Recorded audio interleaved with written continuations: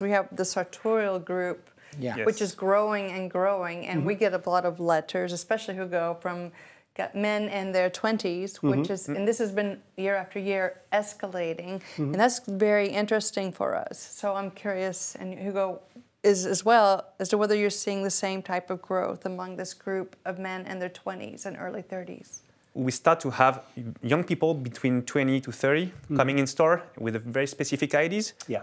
A lot of them know the Sartorial Talks, so they know about the fabrics, the details, and that's very interesting for us because it's the new generation and they start young, so then they can grow with us for many years now. Most of them, they never wear a suit, and they call it the superhero suit Outfit, because yeah. when they wear it, they are not the same, and they see themselves another way, and I think it's very good also for self-confidence. So I encourage everyone who never wear a suit to try it, and for sure they will feel something different. We probably have a generation here in their 20s. I would say maybe 90% of them never wore a suit in their life. So they don't even have the experience. But this idea that, I don't want to look like an old businessman, blah, blah, blah, this was 20 years ago. I think today it's a reversal. That is, we do something completely different. Today, maybe wearing a tie and a suit when you're 20s, it's a rebellion act. Yeah. And with the suit, they definitely will have more dates, that's for sure. Yeah. You got a good point. You saw that? You You've seen that? Yeah, I'm sure of it, but I'm sure too. Yes.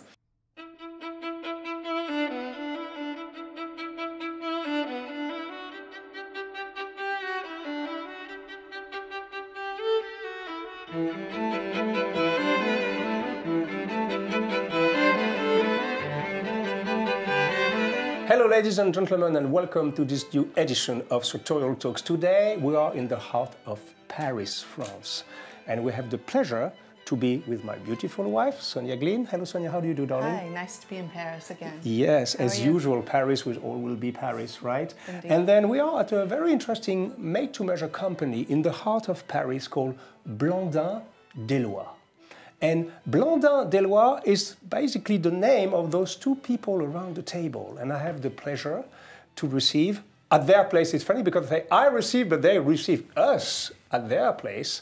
Mr. Charles Blandin, how do you do, Charles? I'm fine, and you? Very good, my friend. And Cédric Fourny-Delloye. Did I say it well? That's perfect. So repeat after me, everybody. Cédric Fourny-Delloye. That's the way to pronounce. So we could say Blandin Delloye. I'm sorry I said Blandin Delloye. I think a lot of people make the mistake, right? Even in our own associate, they'll say Blandin Delloye. Okay. So that's okay. Well, you say whatever. So I'm sure the people will say Blandin Delloye. You know, the way they say in America. Anyway, so why are we happy here is that these people have a very interesting story, and which is for us important to share with you, because you know sometimes we hear some voices saying, oh, you know, people, they don't wear suits anymore, there's not a market for this kind of company, made to measure is kind of a craft from the old time, etc., etc. And by the way, the reality is that those two gentlemen, they started exactly 10 years ago, right? This is precisely why we are here today, to celebrate your 10th anniversary.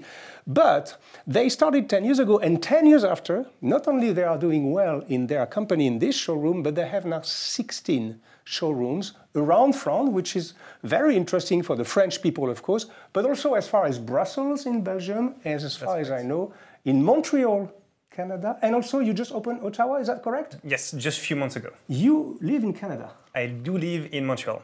Oh, yeah. In Montréal. In Montréal, yeah, on doit dire, il vit à Montréal, and ils ont un très beau salon à Montréal, and they have a beautiful one also in Ottawa. Everybody's happy like that. Yes. So the reason why we're happy to be here is for two reasons. Of course, we're going to speak about tailoring, make to measure, your business, your clientele, speak about suits and fabric, everything that we both like a lot is our passion. But also, I think from an entrepreneurial standpoint, it's a beautiful story. Because I just have to add, yes. Remember that this is not just another made-to-measure show. These people are rock stars in the made-to-measure ceremonial outfits. Yes. And if you look online, you're probably going to see them every time you research weddings. I know you make suits or garments for orchestras, any type of ceremonial type of occasions. You're going to find them if you look online. So it's a good point to remember. And if Sonya says they're a rock star, believe me, they probably are. So let's go back to the beginning of your story, because I find it very inspirational, specifically for the young generation. You know, some people say, okay, this market is a little bit going down, and you open 16 showrooms in 10 years. So tell us the story. I guess you met when you were at college. You studied together, right? Yeah, we studied together, and we was not only in the same class, but we was working, all groups work together. So like 24/7 for 5 years. Okay. So it made the relationship very strong. That's why when we decided to start a company, it was natural for us to make it together. Okay. You studied in a business school, is that correct? Yes, business school specialized in marketing, and we've been there for 4 years. Okay. And after the school, that's when we decided to do the project of Blandin Delloye, to make the project. Yeah, and Sonya, you may not know, but this gentleman, he, at the beginning of their idea to create this company, he did what Mr. De Jong did at Suit Supply. You know the story of Mr. De Jong, who became an enormous company at Suit Supply. He started to sell on the side suits of the road? On the side of the road to his friends. You didn't do that. No, Not no, exactly. but he did something almost like that. Yeah, not that far. Okay, tell us the story, because at the beginning you discovered made-to-measure in China. Yeah. But you were impressed by not by the craft, but by the proposal, literally. Yeah, the proposal, the experience, the fact that you can choose each and every details of the suit. Yes. Starting with the fabric, of course, but also all the details. And Chinese had also this ability to do the shoot in a few days, yes, even in a few hours, even. So I was very interested. Few hours, not sure about that. If you have a plane, whatever. they can manage. If you can pay, of course, they can manage. Of course, of course, of course. So you were impressed by the idea of maybe doing this, and then you bring this idea back. Yeah. You brought this idea back to France, and you started to do it for your friends. Is that correct? Yes, yes. It began like that. I had to try the business to see if it works, to see how it works, how people respond, what can I deliver. So it started like that. I went to China with my orders. I managed the production in a few days and came back with the suit in my luggage. Yes. Thanks for the customs. They let me go. Yes. And after this test was quite concluent, actually, we decided with Cédric to partner to create Blandin Delloye. So he was selling suits to your friends, your entourage, we say. Yes. Yes. And then he came with the idea, why don't we set up something together? This is how it started, right? Exactly. That's like, it was the birthday of a friend, and he told me, I just came back a few weeks ago, and I already have many people who are asking me when I can go again in China to make them new suits. That's crazy, yeah? And that's when it began, and with a few drinks at 2 in the morning, we had all a business plan in mind. And the day after, I called Charles. I was like a little bit hungover, and I called him and I said, you know what? I like this idea. I like the concept of it, and even if we had a couple drinks, I think we have something to work on. And were these friends of yours in their 20s Yes. at the time? Okay. Yeah. So we're seeing that now, guys coming in their, or men coming in their 20s to do suits. And it was true 10 years ago. Exactly. Exactly. So Cédric gave you, ladies and gentlemen, the secret of a good French company. Drinks, 2 o'clock in the morning, hangover. That's the 3 ingredients of a good business plan in France. I'm joking, but not exactly joking, because this is sometimes when you are in a special mood and you are following your dream and something, you have an intuition about something. It's good to follow. It's beyond the fact that it's a little bit comical, what I just said. Just think twice. You know, sometimes the biggest idea don't need to have an Excel, a paper, a spreadsheet and all that stuff. You can also do it with an intuition and the fact that maybe there's something to do. And I think you follow your intuition, right? Yeah, and to create, you have to be a little bit crazy, and you're crazier when you drink, I guess. So yes, probably. Probably. So, long story short, so you started, and as far as I know, they have another very funny story. I can confess to you, ladies and gentlemen, we recorded the French language episode of this show just 2 hours ago. And this is why I know the story. I'm not their biographer, okay? So I don't know everything about their story, but I studied a little bit, having this discussion in French, and as far as I know, you started in a kind of a co-working space. Does it exist, this in the US, a co-working space when you rent a desk with multiple other companies and you rent the same place? Yes, of course. Yes. So they did this. And they said to all the people, they were renting for a couple of hours, and they said to all the people around the co-working space to say, okay, we're going to have clients coming, so we're going to hang pictures, we're going to put some fabric everywhere, so that they will believe that this place is ours. And everybody agreed to do that and to help them. Isn't it fun? Yes. Tell us this story. Yeah, so we were looking for a store, but it was the beginning. We didn't have much money, so we found this place, which is called Le Gymnase. Yes. It's a co-working place, and we didn't have enough money to rent all the place, so we just booked the conference room for 2 hours, and for the first 30 minutes, the time was dedicating in putting some, some beautiful pictures, some suits, and everything to feel as you were in a store. Yeah. And the people around, they just play the game. So they were not saying that they're working with us, but they were feeling very natural when the customers coming in. That's normal. There is a store in it. And so the customers come in. That's a funny story, yeah? I'm sure it didn't hurt your business. No, not at all. I think it worked pretty well. It was for maybe 5 months, 6 months, so not very long. Okay. Yes. So long story short, you start this, you grow, your business starts to work pretty well. You open your first boutique. We're not going to do the whole story because, there's some towns in which you are set up that people in America or in the UK or around the world, they don't know Caen. For example, I just wink because the head of the showroom in Caen is here. I said, not a lot of people know Caen. It's beautiful. It's in Normandy, ladies and gentlemen. Beautiful city. But we have also in Strasbourg, in Lyon. Tell us quickly, not chronologically, but the list of the towns in which you are.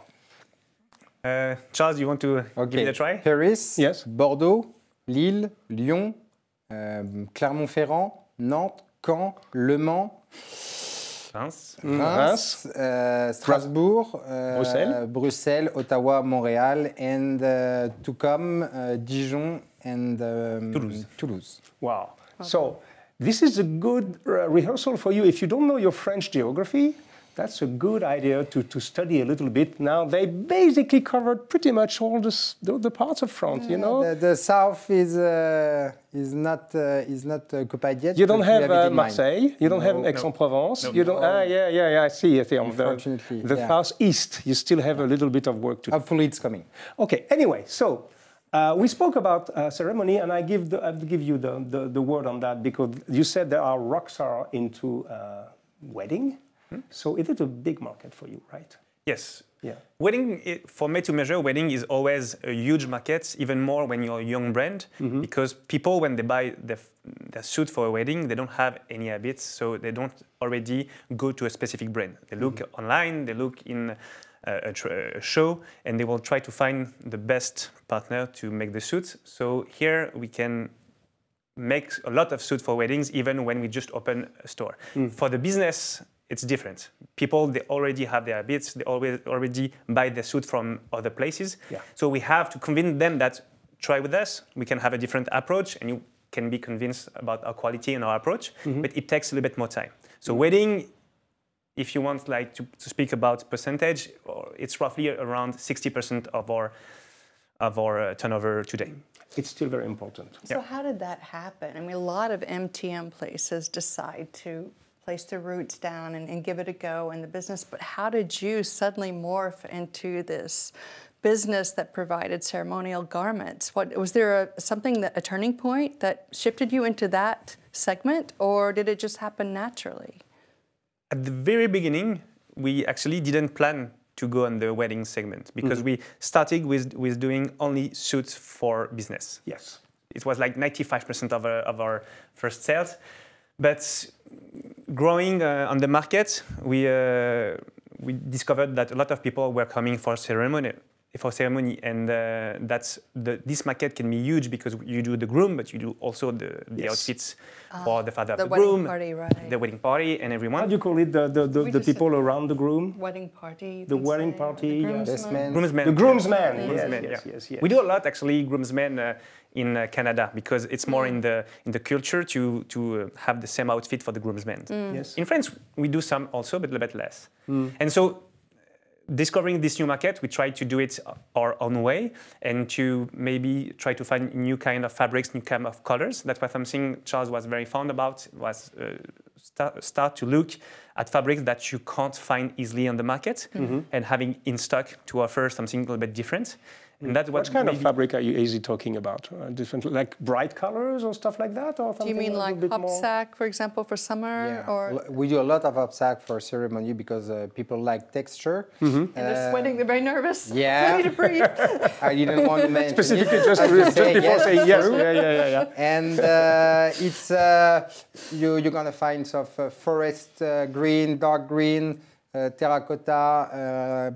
Terracotta, we say burnt orange, I think, in English. I was thinking, rust or burnt orange. They say burnt orange. It's a little lighter, burnt orange. Yes. So it means that most of the wedding happens in spring. Is that correct? This is a big season for weddings. Nobody's getting married in November. Actually, I guess people want the sun and the outside, and so that's why. During the COVID, people was wedding all year long because they didn't have the choice. Oh well, yeah, of course. Except if they want to delay the wedding for 2 years. But usually it's during the weekend from May to, let's say, September. Since this is your niche, I have to ask you, when you look at pictures of random weddings, what do you immediately spot that's kind of a problem with the groom's garments? That's a good question, ladies and gentlemen. That she's getting into your field directly. Most timely, they didn't organize it very well, so everyone will be in a blue suit, but not the same blue, not the same fabric, so it looks like difference of the picture. We try to help them with this. As Cédric said, we can propose a solution which is not made to measure, but it's not ready to wear. It's the in-between where we use the same fabric for all the groom's suits. But also we propose to do some accessories like having the same tie or the same suspenders or this kind of stuff to have something coherent. So it's very subtle, but it really makes, I guess, a large impression when it's all coherent. Exactly. That's a very good point he has. I never thought about that. Because if you say to the people, I have to dress in blue, but the guy has a sky blue and a whatever blue and an electric blue and a midnight blue. Well, it doesn't really work. It's like you were wearing a jacket with a kind of blue and a pant with another kind of blue, which is not, well, okay, you're not going to go in prison, ladies and gentlemen, for that. We're not going to sue you. What? We have to think about it, actually, because this is a little touch of I have another, Then before you go on, the thing that I notice is, and I don't know if it's still happening now, is the groom will have very long trousers, so they're puddling on the shoes. I never understood that. Or a bad shoes, which you're not selling shoes. Yes, we do. I saw some here, but I didn't know you actually sold them. Ah, good point. So that's the two things I notice I'm looking at. But women look at the feet, don't they? But shoes, I think that's quite common. That's the groom is thinking about everything. So the tie, the bow tie, even the little flower on the lapel. But the shoes, they find them on their own, and sometimes that's could be a huge mistake because you don't want to see the shoes first on an outfit. Of course not. And so that's right. And you can see that often. So that's maybe the mistake that we can see on pictures sometimes. They say, oh, that's too bad because with a right console you could have just changed this little detail. For everything, yes. Well, actually, I must make a little stop here and I say, ladies and gentlemen, don't save on shoes. This is a big catastrophe. It's not only a little mistake, it's an enormous mistake. Because even in your everyday life, if you can save on this and that, but never save on shoes for many, many reasons. First of all, for your safety and your health. Having good shoes can dramatically improve your health. And if you never wore a proper leather a pair of shoes in leather, you should try it because now it's more and more affordable and you will be a different person.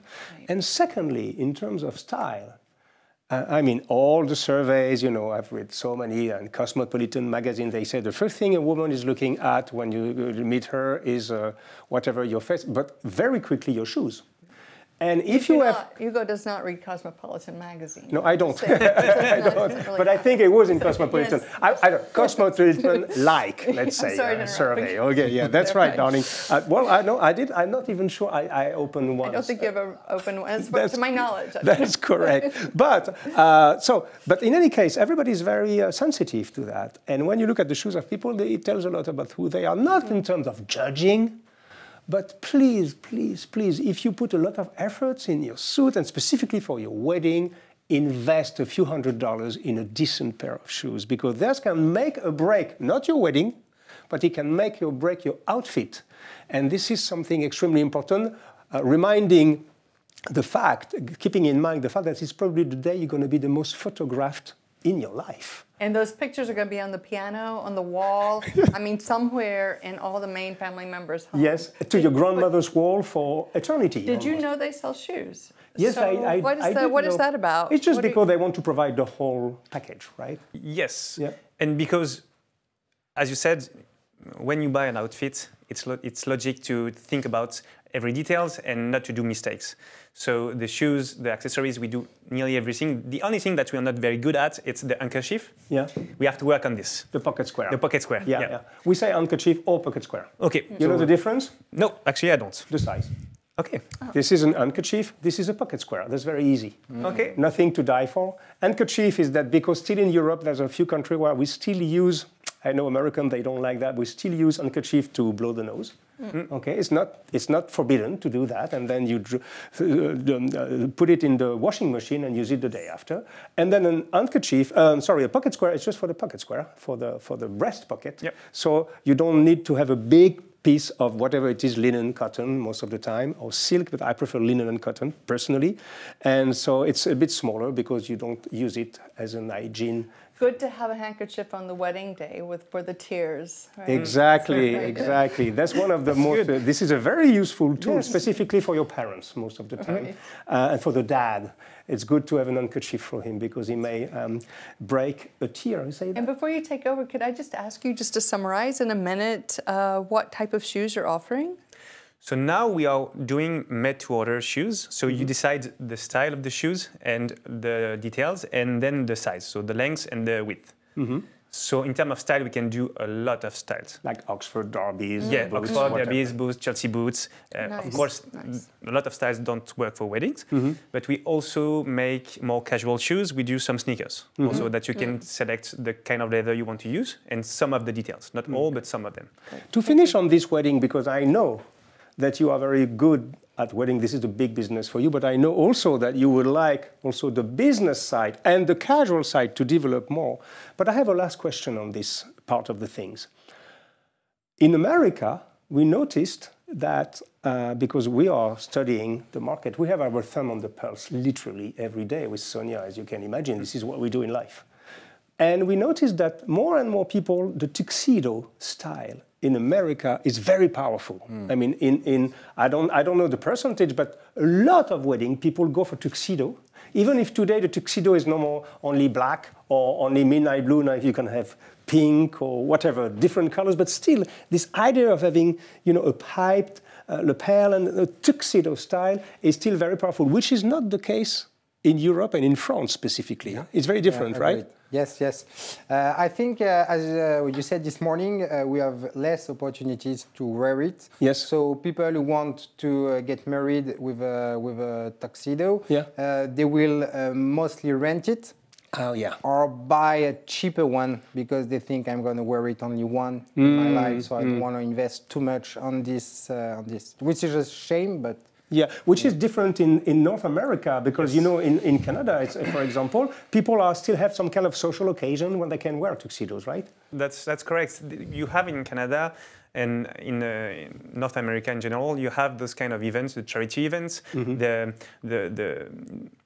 party that companies do once a year for all the employees, and you have to be dressed up. And so the men are in tuxedos and the women in dress. Yeah. that means when you do a tux for a wedding, you can use it after. Yes. So that's why in Montreal and in Ottawa, we do a lot more tuxedos for weddings. And yeah. I must France, admit, you do orchestra wear as well, Also, right? yeah. That's more French. Classic than orchestra? Canadian, I suppose. Yeah, for now it's more French, Canadian. but we have orchestra in Canada, so we'll definitely target this one too. It's coming. It's coming. this is the first time in my life, ladies and gentlemen, I think my jaw is dropping right now. Because if somebody would have told me that one day I would say, well, you know, in America, they use more tuxedo because they have more occasion to wear tuxedo than in Europe, I would say, what are you talking about? Yeah. Because American, they invented this stupid casual Friday, you know, that to say, oh, we're going to drop the tie because we don't want to look like everybody on Friday, so we're going to be a little more loose, you know, and the result is they all look the same on Friday also. Because they have all the button-down shirt, the same chino, and the same blazer. Okay, But you whatever. have to back up because the Europeans, you can't cover all Europe. The Swedish and the Germans, they still dress up That's in right. tuxedos. That's you right. Can't generalize You see, all of Europe. she said to me, there's not only France, huh? Okay, No, darling. there's not Oh, only well, France. she Just was like right. There's not only But America. my point was that we still have something to learn from America from this perspective, Yes, totally. because they do dress up a little bit more in tuxedo all year long, as in France here it's more rare. But you're right, in Germany and specifically in Scandinavia, they even wear white tie. That is to say, personally, I'm supposedly have not one of the biggest wardrobe. I don't care about the size of the wardrobe, but I have a very complete wardrobe, as you can imagine. Yes. And I don't own a white tie outfit. Why? Because I have no use for it. You know, I'm not from the aristocracy, and I'm not invited at Westminster for the crowning of the king. So unfortunately, Not yet? So yeah, not yet. But well, he was crowned yesterday. So I think I will have to wait a But couple that of was years. a day event, so you wouldn't have worn it anyway. You would have your Exactly. morning suit. But well, I have a project on that with some friends in Italy. But it means that in Scandinavia, they do a lot of white tie with the tailcoat. And this is a specificity, I think, of Sweden, basically. Sweden, they love this kind of After 6 o'clock in the evening, in the afternoon, you can't, Of course, you of can't course, go of before course. 6. Well, it will be bizarre Would be to weird. walk in the city at 2 o'clock in the afternoon in your white tie. Everybody will say, where is the camera? It's probably for film Downton Abbey, I Right, suppose. right. Okay, whatever. That's for the wedding part. But the thing is that in France, as far as I understand, sorry to finish about the wedding, is that people, when they buy a suit for their wedding, they want to reuse it. So they go more for blue suit, I suppose, or as you said green. Yeah. Tell us about that. Why green and burnt orange? How did it come from? Okay, that's my personal opinion, all Yeah. right? But what I've observed is that the colors you find in the furniture fashion, like for the chairs and Yes. these colors arrive a little bit later on, especially wedding ceremony. So the dark green, all the colors I talked about, you find it first in furniture design. Yes. Yeah. So I guess never it's come thought from about that. That's the first time I hear this. Yeah. That's my opinion. That's a very creative opinion. But it's true. So now I look at the actual what You look at now on the IKEA shop. and then you just kidding. IKEA not the best, but yeah, that's the idea exactly. Oh wow! And see, that's IKEA, and it's dark green, and it didn't exist 10 years ago. So maybe I'm not that wrong. No, wow, that's a very interesting thing. So the guy who's coming for their wedding in France, for example, they go for like blue, midnight blue, or some flashy orange, but with the idea in mind to be able to wear it later on in everyday life. Now let's put the wedding apart now, and let's speak now about your clientele, about the business suits and so on. So you still have, I suppose, the classic clientele for this Yes. kind of stuff, like lawyers, I suppose, bankers. Lawyers, bankers, Name it, yes. What? Yes. So yeah, all the few area where the suit can be wear still, which is not many kind of jobs, but bankers are still a very good customers for us. Okay. And what about the young generation? Because with Sonya, maybe it's like more a hope than a reality, but we thought that there was maybe in the sartorial world a little bit more and more younger people who are at least give it a try. Because that's another group besides the professionals. We have the sartorial group which is growing and growing. And we get a lot of letters, especially Hugo, from men in their 20s, which is, and this has been year after year escalating. And that's very interesting for us. So I'm curious, and Hugo is as well, as to whether you're seeing the same type of growth among this group of men in their 20s and early 30s. Yes, that's definitely, we can observe that 10 years ago, when someone, a customer was coming for a sartorial outfit, so he knew about the kind of lapel he wants, the construction of the jacket, all these kind of details, he was around maybe 40 to 50, 35 to 60, let's say. And now we start to have young people between 20 to 30 coming in store with very specific ideas. A lot of them know the Sartorial Talks, so they know about the fabrics, the details, and that's very interesting for us because it's the new generation and they start young, so then they can grow with us for many years now. Where do they tell you, where are they going to wear their suit? Are they wearing it just for social occasions, or do they have any type of ideas that you give them? For dates? Dates? I don't have a lot of date occasion because it takes 6 weeks to 8 weeks to have the suit. So the date has to be in quite some time. The guy has to plan the date a long time ago. That's a long waiting time. So dates, not a lot, but most of the time there is a first occasion, like a wedding, they are invited to, or sometimes it's just the want to have their first suit in their wardrobe. That's it. It's just they're coming, they don't have specific occasion, but they want to invest in a beautiful piece. Sometime now, it's not a classic suit, a classic two-piece. Sometimes it will be only a casual attire, so we will have different kind of fabric for the trousers, the pants, and the jackets. So that's more and more common now. So it's probably for social events like parties, or when you have a date, you have your suit already, you're not planning 8 weeks ahead. Or anytime you get together with people where maybe there's a little bit of a necessity for a little flair in your wardrobe. And with the suit, they definitely will have more dates. That's for sure. That, you got a good point. You saw that? You've seen that? Yeah, I'm sure of it. But I'm sure too. Actually, nowadays, a lot of young people, they reject the suit because it's synonym for them of the establishment and the life. They don't want to working. But actually, I think the suit is the most elegant clothes a man can wear. I have 2 examples for that. I remember a fitting with a customer who was looking himself in the mirror, and I felt he was not that excited. I don't know. Something was not normal, and actually he was alright, but he never saw himself in a suit, and so he was surprised. And he was really surprised to look like this image that you thought was not him. And another example of that, since the beginning of Blandi Delloye, we are partners with an association who helps people to get back to work, which is called La Cravate Solidaire. And with Cédric, we participated to some workshop they organized to help people to go back to You mean people who are jobless and to help them to come back into the market? It's maybe young people or people who had difficulties in their life, end up in the street, whatever. And most of them, they never wear a suit, and they call it the superhero suit outfit, because when they wear it, they are not the same, and they see themselves another way. And I think it's very good also for self-confidence. So I encourage everyone who never wears a suit to try it, and for sure they will feel something different. Let me go a little bit further than you on that. It's not only, of course, it's your superhero, and it changed everything, the way you look at yourself, but also the way people look at you, which is very important, of course.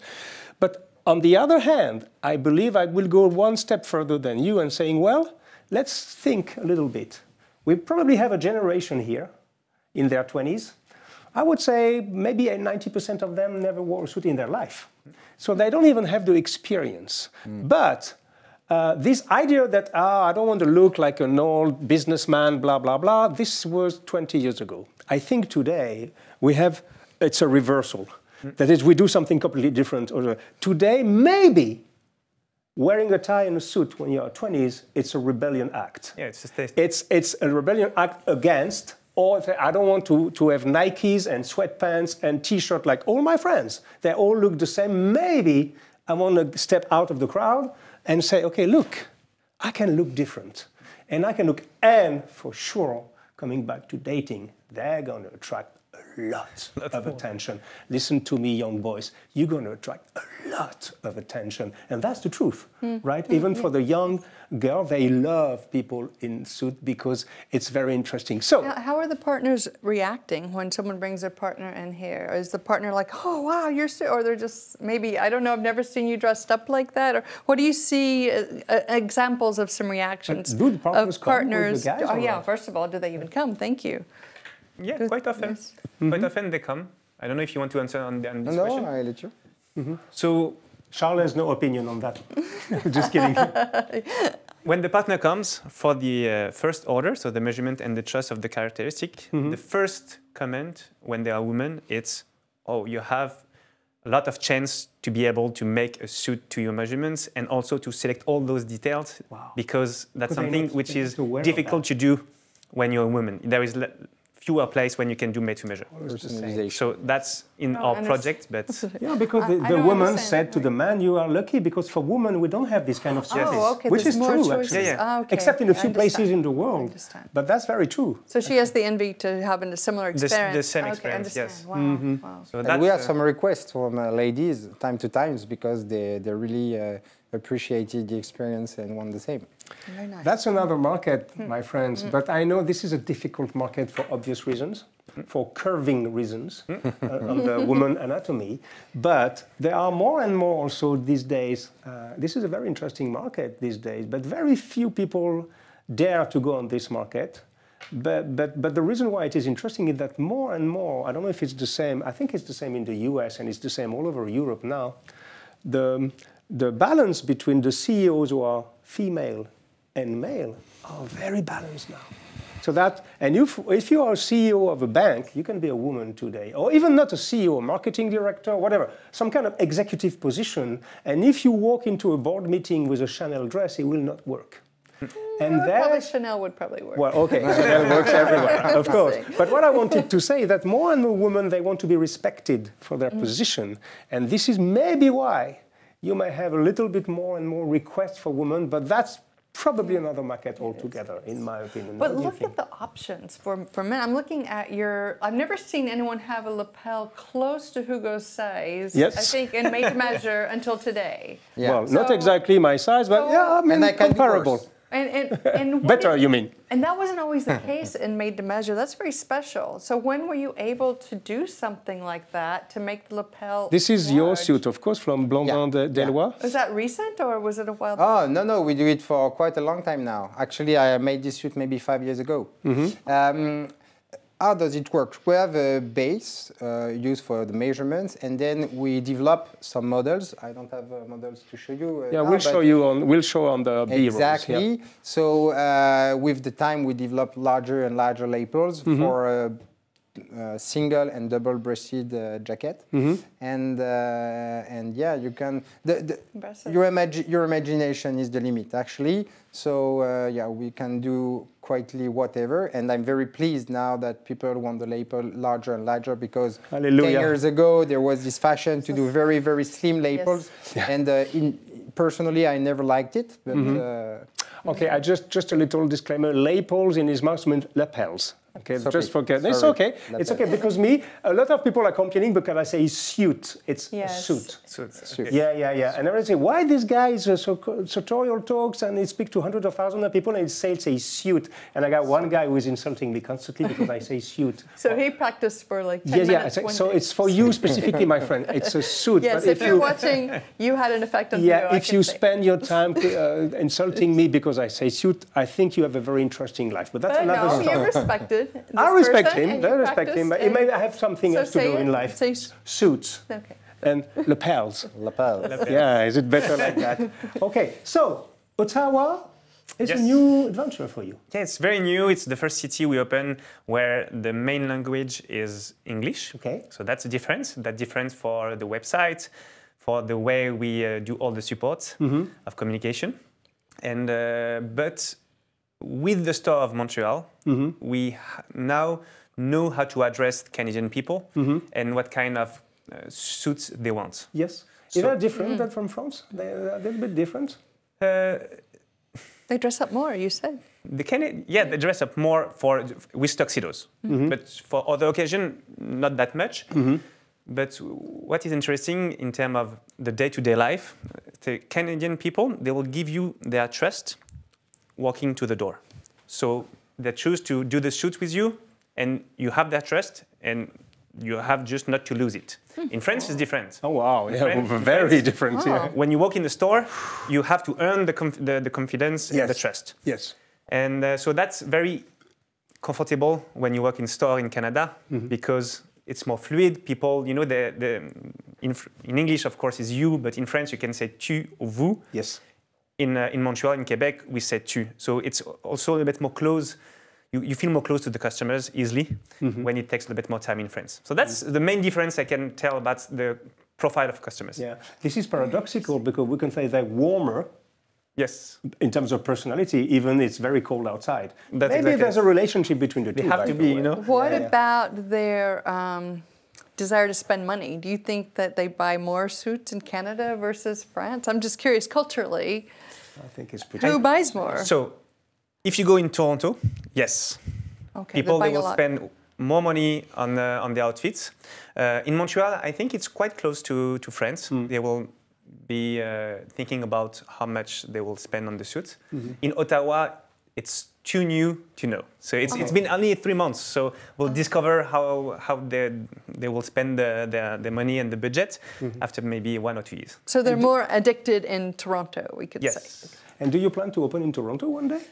One day. So we just opened Ottawa. I just push him a little bit. We don't want to burn steps, Yeah. but next year, if everything is going well with Ottawa, yeah, maybe we'll think about Toronto.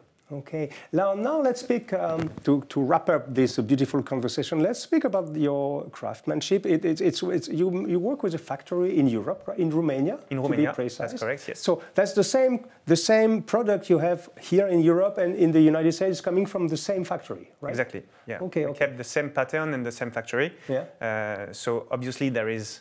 So the timing for the production is nearly the same because the transports in Europe is made by trucks, which is better for ecology reason because ecology is something big we work on nowadays.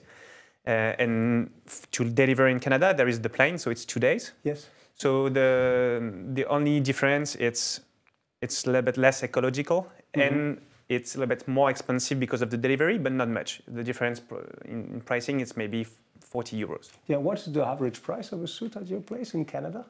So in Canada, in Canadian dollar, yes, you have to I know think Canadian about dollars. But in Canada it's without tax. Okay. That's something because even in the United States when they're coming, depending where they come from, sometimes they don't have the reflex. So it's between for a 2-piece suit it will be between 700 and 1,100. Canadian dollars. That will translate into 600 to 800 US dollars, a little bit more, 700 to 900 US dollars, something like that. And 600 to 800 euros. Euros. For a 2-piece suit in Vitale Barberis Canonico fabric and half canvas. Because you can select if you want a fused construction, half canvas, or a full canvas. Okay. So that's the price for a half canvas. So it's very competitive.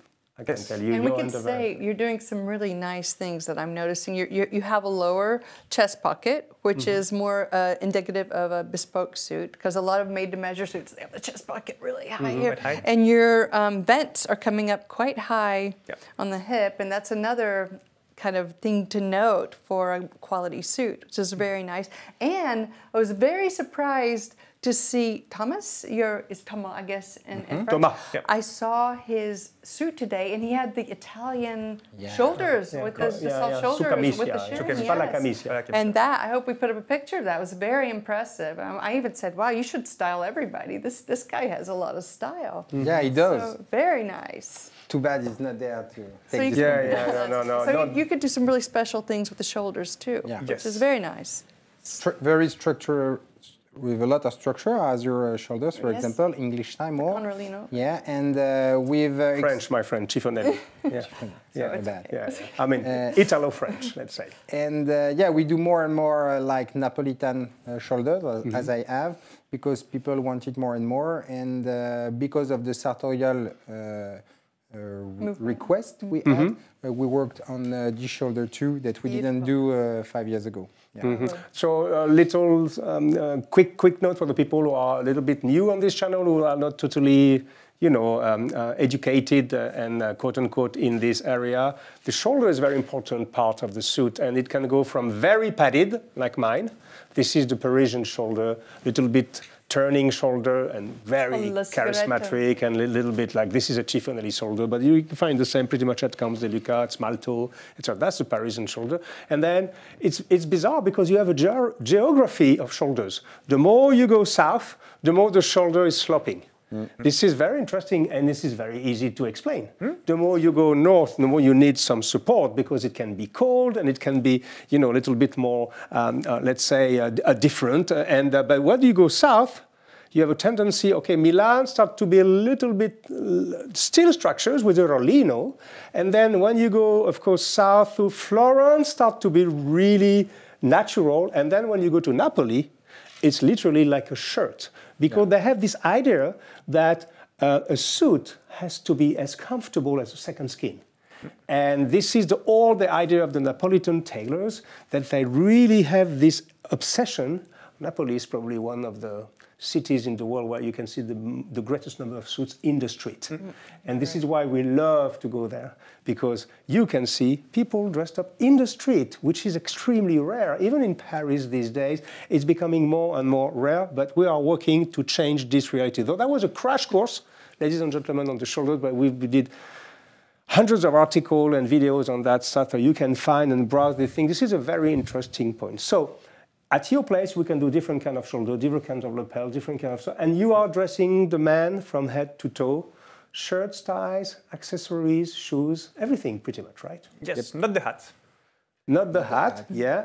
And you say pocket square, you have to improve. Yes. I'll give you a couple of addresses for that. I know you have some. Yeah.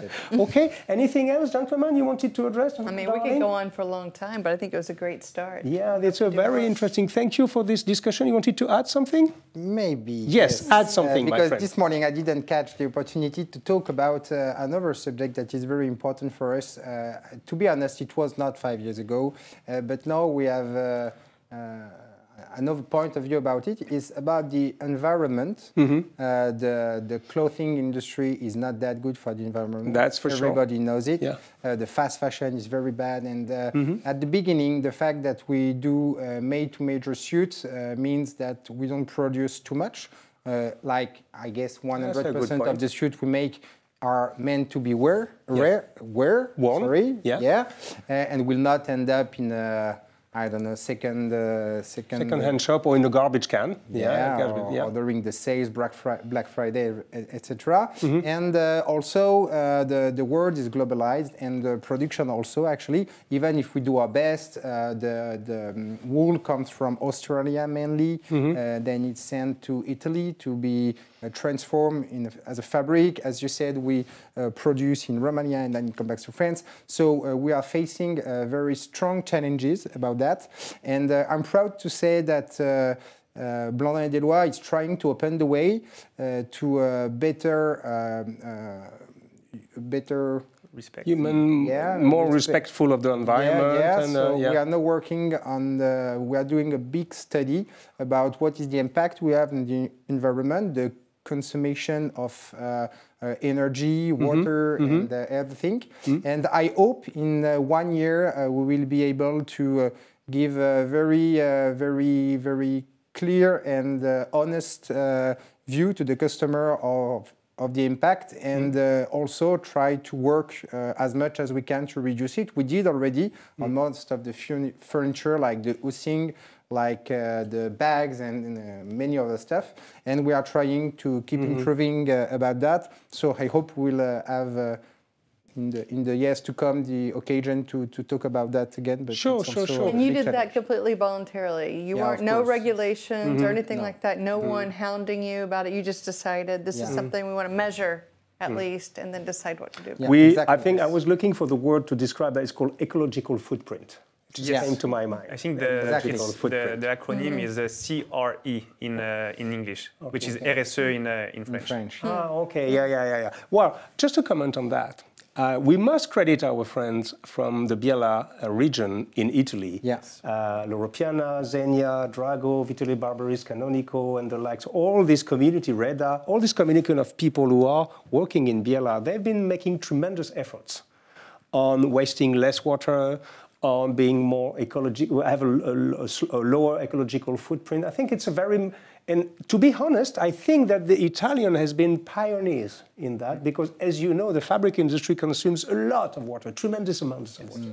That's very consuming. And though all those companies have been working very hard and make huge investment to try to lower the ecological footprint. So we have to credit them on that. And you are working mainly with Italian fabrics, basically. Delloye also. With English fabrics also. Of course, Delloye it's a national pride to have Delloye in France, of course. And they have some very good fabrics with a low footprint. Yes. And you can track the wool from the sample you have until the lamb. Yes.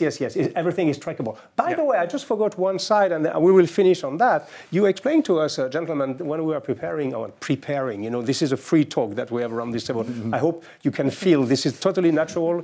Do you see any notes? We don't have a teleprompter. Everybody said, do you have a teleprompter? No, I don't have any teleprompter. I don't even know how it works, to be honest. No, I know how it works, of course, but we don't use this kind of thing. The last thing I wanted to address with you is that you are developing since, I would say, 2-3 years, more and more into the casual side. That is to say, the thing which is like safari jackets, maybe chinos, sport jackets. Is this something that you feel? Because we see in our world that this is up and coming, and why we are happy about one thing is that more and more people are turning to the casual side, but still in a sartorial way with safari jacket and sport jacket. Do you feel the same thing here, this movement? Yeah, we do, and we encourage it as much as we can. First, because it's always a way for men to still be elegant. You can wear a suit to be elegant and not formal. Yes, more and more. Maybe we see it also because we developed our product range, and now we have this kind of product. So of course it's. But yes, we see people are more and more interested in this kind of product. Cédric, maybe you. No, that's totally right. Is the same in Canada? Yes, even more, maybe a little bit more. Yes. I think we have more in proportion. We have more people coming from jackets, casual jackets. In Canada than in France. Yes.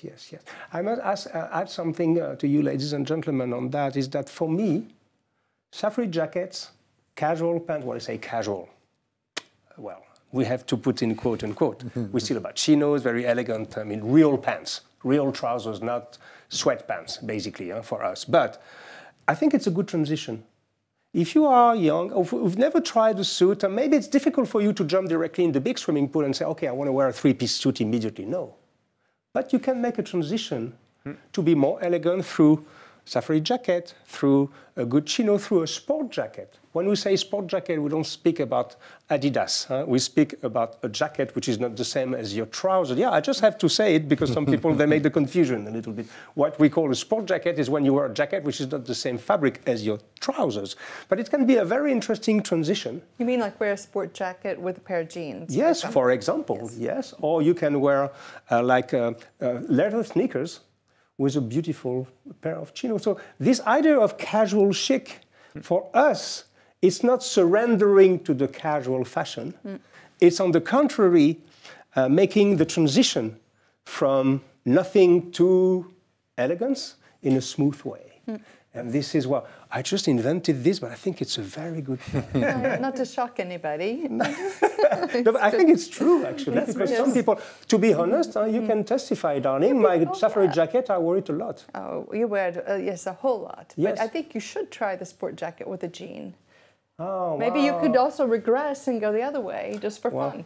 She's challenging me today, ladies and thank you, gentlemen, for your welcoming and for everything. Tonight, we have a party, ladies and gentlemen. We can't invite you because when this episode will be broadcasted, the party will be behind us already. We are waiting for probably more than 200 people tonight to celebrate your 10th anniversary.